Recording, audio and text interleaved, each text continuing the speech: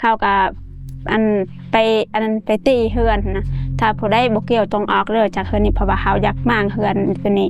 เพราะว่าเสาบ้านนะบ้านนั้น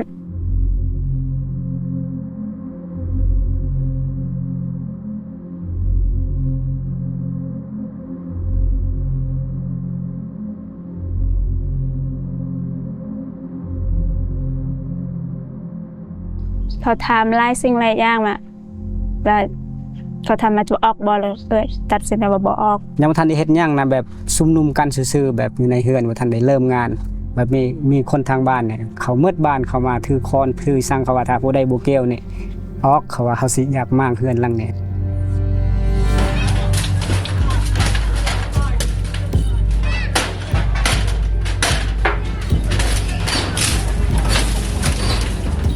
แบบไม่ได้คิดอยากขายเขาก็บอกก็เขาก็มังเฮือนก็เลยก็ไม่ขอบคุณพระเจ้าตอนนั้นก็ห้องเพลงช่วย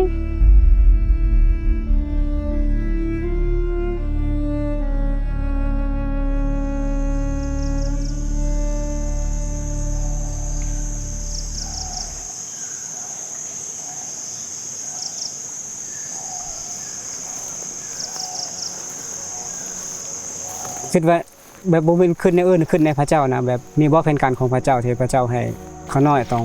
ปะพ่อปะแม่เนาะอยู่ทางบ้านญาติพี่น้องต้องไปอยู่ป่ากับพี่น้องก็ขอบคุณพระเจ้า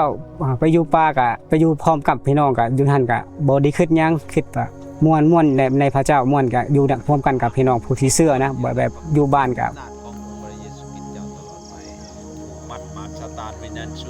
บางทีก็เขาคมแห้งถ้าบ่มีบรรณมสการเฮากันนมัสการพระเจ้าเพราะพระเจ้าบ่ต้องการบรรณมสการว่าอยู่บันนึงมันได้แต่พระเจ้าต้องการเฮาต้องนมัสการในจิตใจของเฮา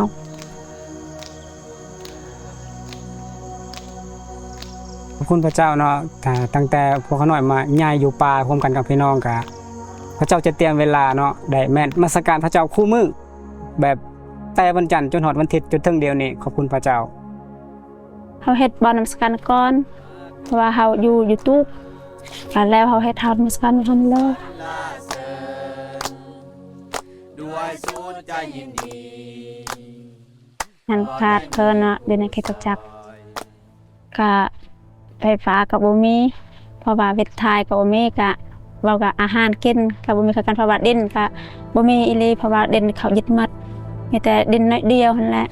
เฮาเฮ็ดร่วมกันเฮ็ดกับพี่น้อง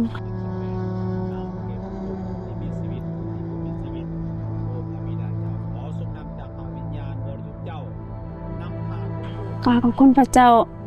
แต่เจอหันนะซอยเฮาตอนเฮาประสบปัญหาความยากลำบากเนาะอาจารย์นำกันพี่น้อง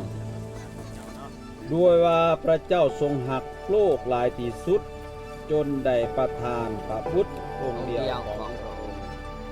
ขอบคุณพระเจ้าเฮ็ดให้เขาน้อยเข้าใจพระเจ้าหลายขึ้นนะแบบใหญ่ในพระเจ้าเฮาจึงเป็นผู้นำแบบผู้นำภายเฮาเองหรือว่าภายครอบครัวลูกเมียแบบเข้าใจพระเจ้าหลายขึ้นนั่น